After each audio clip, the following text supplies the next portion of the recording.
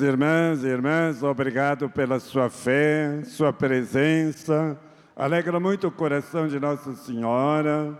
E todo peregrino é um exemplo, vamos dizer assim, de amor a Nossa Senhora e de amor ao próprio Deus. Então vocês, sendo vistos aí pela televisão, são verdadeiros missionários, missionárias.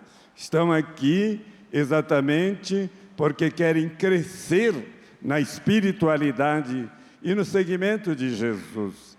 Que Nossa Senhora olhe nos seus olhos, ela escute os seus clamores e ela também entenda as suas dificuldades e alegre-se com a sua alegria. Pois é, irmãos e irmãs, saúdo todos que nos acompanham pelos meios de comunicação social. Primeira leitura tratou da construção do Templo de Jerusalém, que tinha sido destruído. Mas essa construção não era muito fácil. Um templo tão grande, e onde estão os meios? Aí veio o profeta dando coragem para o povo desanimado. E animou o povo na reconstrução do templo. E vimos na leitura 3 vezes o profeta dizendo para o povo: coragem, coragem, coragem.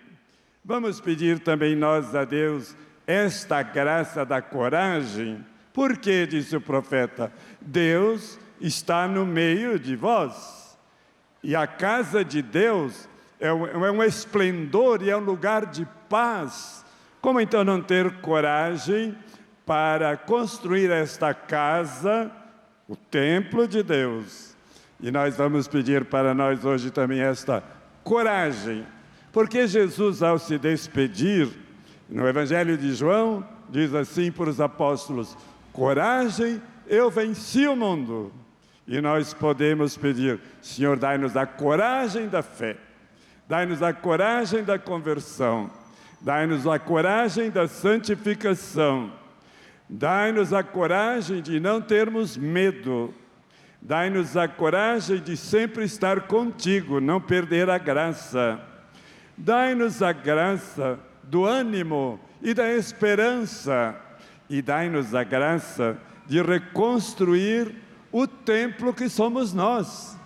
Precisa muita coragem para a gente ir melhorando e restaurando o templo de Deus, que somos nós mesmos.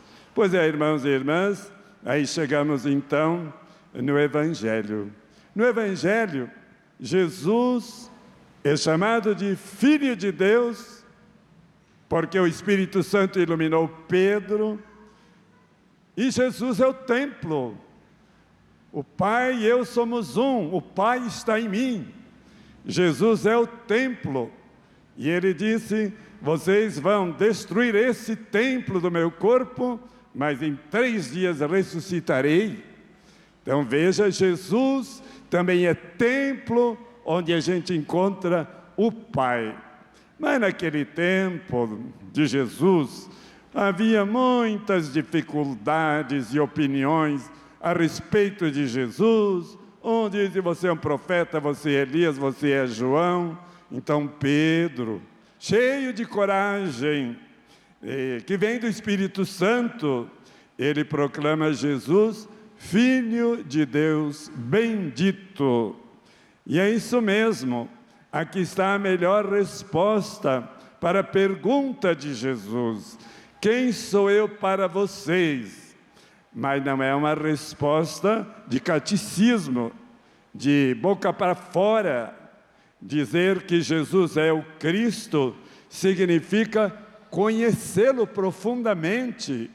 E para a gente conhecer Jesus Cristo, é preciso abrirmos as Escrituras, a coragem de abrirmos as Escrituras que nos falam e nos ajudam a conhecer Jesus, o Filho de Deus.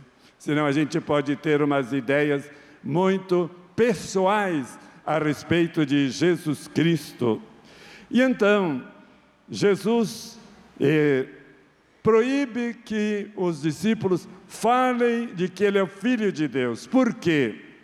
porque o povo estava interpretando muito a pessoa de Jesus, dizendo assim, se ele é o Messias, e Pedro falou, sim, é o Cristo, é o Messias. O Messias era um político, segundo o Antigo Testamento, e Jesus não é uma autoridade política. Então ele, com calma, não falem disso, deixa eu mesmo explicar. E até que Jesus explicou, ele foi chamado até de endemoniado, de blasfemo, porque não queriam, então, aceitar essa confissão de Pedro e da fé, que Jesus é Cristo. Mas não basta a gente conhecer Jesus para dizer quem Ele é para mim. É preciso amar Jesus, ter um encontro profundo com Jesus. E aí a gente vai falar de um Jesus que não é da cabeça para fora, é um Jesus vivido internamente, que vem de uma experiência, que vem de um encontro profundo. E aí nós também vamos dizer, não, eu também fiz a experiência de que Jesus é o Filho de Deus na minha vida, na minha existência. Isso é parte da minha fé. E claro, também, para conhecer Jesus, a gente precisa então segui-lo. Nunca vamos seguir Jesus corretamente, ou muita gente não segue Jesus, porque não o conhece nesse sentido mais profundo. Por isso, irmãos e irmãs, sabemos quem é Jesus a partir da fé. Essa fé que iluminou Pedro também. E agora vem outro templo, o templo do corpo humano doente. Por isso nós festejamos hoje os mártires Cosme e Damião, médicos, mas eles eram também pagãos, se converteram. Médicos e convertidos são cristãos, e Cosme e Damião eram gêmeos. Pois é, eles atendiam o povo nas consultas, sempre de graça. Nunca cobrava nada de todas as consultas que faziam, por causa da fé e por causa da caridade, porque a fé leva a gente à caridade. Então, eles estavam cuidando do corpo humano, que é templo também, através das consultas e da sua sabedoria médica. Mas eles eram médicos de fé, convertidos. E porque tinham fé e não cobravam nada, os pagãos iam consultar com eles, ouviam aquele testemunho de fé e de sabedoria, iam se convertendo. E deu um problema muito grande. O imperador mandou degolar os dois. Vocês agora estão deixando os nossos deuses, estão seguindo esse tal de Jesus, que está destruindo nossos deuses. E por isso, por causa dessa sua fé e da conversão dos pagãos, eles foram degolados. Pois é, irmãos e irmãs, mas para matá-los, os imperadores também inventaram uma coisa. Essas coisas que vocês estão curando aí, isso é uma verdadeira feitiçaria. É uma mentira. Quem não tem fé encontra tudo que é explicação para criticar a fé dos outros ou a graça da fé. E então eram feiticeiros. Na verdade, queridos irmãos e irmãs, eles foram verdadeiros bons samaritanos. Por quê?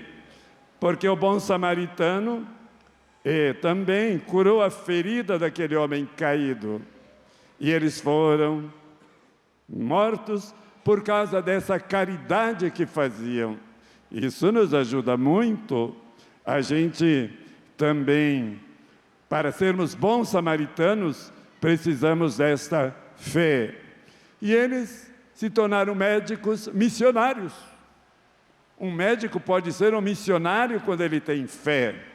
E a gente sabe muito bem quando um médico tem fé e quando não tem. E aqui temos, então, este grande exemplo. Por isso, eles são citados na oração oficial da missa, chamada a oração número 1, a mais antiga, vamos dizer, da nossa igreja, e mereceram, então, essa grande consideração.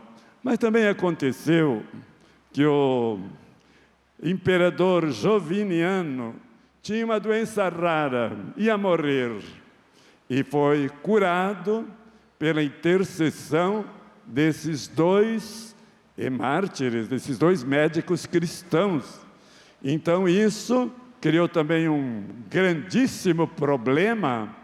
Se até o imperador é curado e manda fazer uma basílica para eles, isto é um sinal que Deus cura os pequeninos e que Deus cura os grandes. E vamos pedir que a gente tenha essa coragem dos mártires, coragem de a gente ser um pouquinho mais cristão na nossa vida paroquial, diocesana, conduzir pastorais, sermos missionários. A gente precisa de muita coragem nesse mundo de tanta incredulidade.